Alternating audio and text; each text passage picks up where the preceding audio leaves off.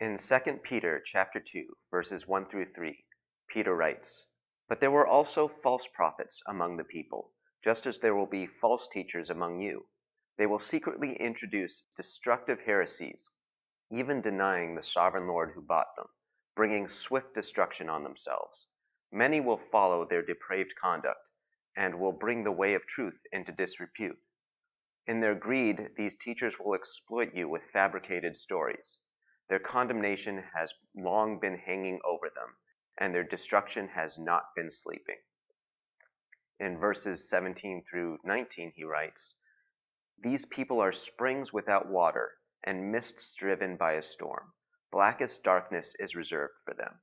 For they mouth empty and boastful words, and by appealing to the lustful desires of the flesh, they entice people who are just escaping from those who live in error. They promise them freedom while they themselves are slaves of depravity, for people are slaves to whatever has mastered them." I think this passage is such a perfect description of what happens in The Dark Knight Rises, the third movie of the Batman trilogy. In this movie, the villain Bane defeats Batman, cripples the police department, and takes over Gotham, announcing to the population that they would finally be free from tyranny and oppression. "We take Gotham from the corrupt, the rich, the oppressors of generations who have kept you down with myths of opportunity, and we give it back to you, the people. Gotham is yours. None shall interfere. Do as you please. But start by storming Blackgate and freeing the oppressed!"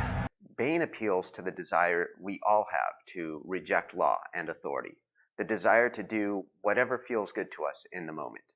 In life, we will encounter many people like this, that know exactly how to prey on our desires to turn our hearts away from the truth. In the Sermon on the Mount, Jesus identifies those who teach such things as the ones who would be called least in the kingdom of heaven. They want to convince you that you have the power to take control of the things you want in life, often bringing something dangerous into your life as a result. Gotham, take control. Take control of your city. This is the instrument of your liberation. In Bane's case, he tells the city that a nuclear bomb will be their source of salvation. With it, they could take control. That's a bit of an extreme example, but maybe someone comes to you offering something dangerous under the guise that it will liberate you. Maybe it's the chance to make money through illegal means, or the chance to cheat to get ahead in life. Maybe it's the hatred of a violent mob, the empty pleasure of illegal drugs, or even the opportunity to abandon your family for the promise of something greater. Whatever it is, the promise is always the same: liberation. They say that God's laws aren't really to protect us, but rather oppression meant to keep us in slavery.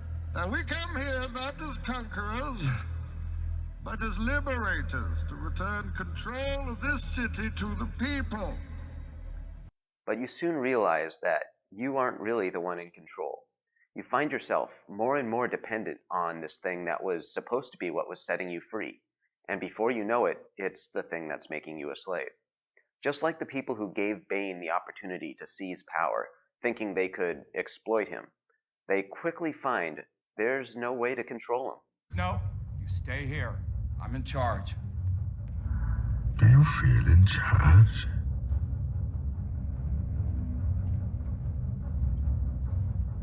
I've paid you a small fortune. This gives you power over me?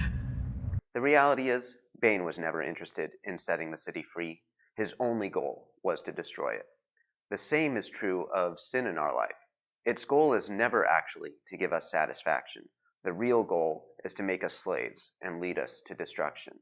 There comes a moment when we realize we need salvation from the thing that has taken control of us.